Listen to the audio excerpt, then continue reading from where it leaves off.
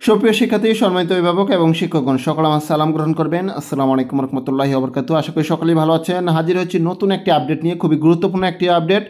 পরিবর্তন হচ্ছে এসএসসি পরীক্ষার সময়। অর্থাৎ আমরা জানি যে বর্তমানে যে প্রচলিত পদ্ধতিটা ছিল বা অতীতে যে প্রচলিত পদ্ধতি ছিল সেটি তো ছিল ফেব্রুয়ারি মাসে আপনার এসএসসি ও সমমানের পরীক্ষা হতো।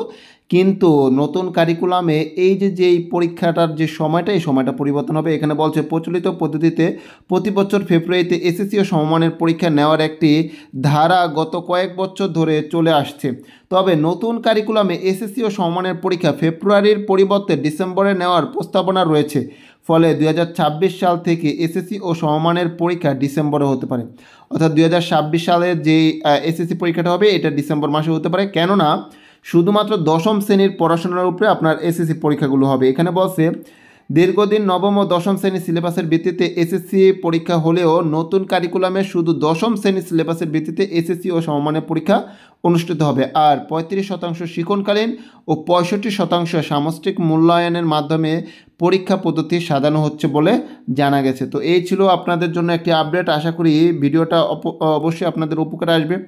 আর উপকারে আসলে অবশ্যই ভিডিওতে একটি লাইক দিবেন। আর যারা আমার চ্যানেলে নতুন এসেছেন তারা অবশ্যই চ্যানেলটি সাবস্ক্রাইব করে রাখবেন। এখানে আরও বলা হয়েছে, এছাড়া দশম শ্রেণী পর্যন্ত সব শিক্ষার্থীকে পড়তে হবে অভিন্ন 10টি বিষয়। বিষয়গুলো হলো বাংলা, ইংরেজি, গণিত, বিজ্ঞান, ইতিহাস ও সামাজিক বিজ্ঞান, ডিজিটাল প্রযুক্তি, জীবন ও জীবিকা, ধর্ম, স্বাস্থ্য সুরক্ষা, শিল্প ও সংস্কৃতি। এই বিষয়ে এখনও চূড়ান্ত সিদ্ধান্ত আসেনি, জানিয়েছে বাংলাদেশ আন্তঃশিক্ষা বোর্ডের সমন্বয় কমিটির সভাপতি অধ্যাপক তপন কুমার সরকার। সময় সংবাদকে বলেছে, বছরের শুরুতেই এসএসসি পরীক্ষা না নিয়ে বছরের শেষে নিলে শিক্ষার্থীরা শিক্ষাবর্ষ পুরোপুরি ব্যবহার করতে পারবে। এসব দিক বিবেচনার ফেব্রুয়ারির পরিবর্তে এসএসসি পরীক্ষা ডিসেম্বরে নেওয়ার সুপারিশ করেছে। তবে তা এখনও চূড়ান্ত না, চলতি মাসে চূড়ান্ত বৈঠকের পর তা বলা যাবে।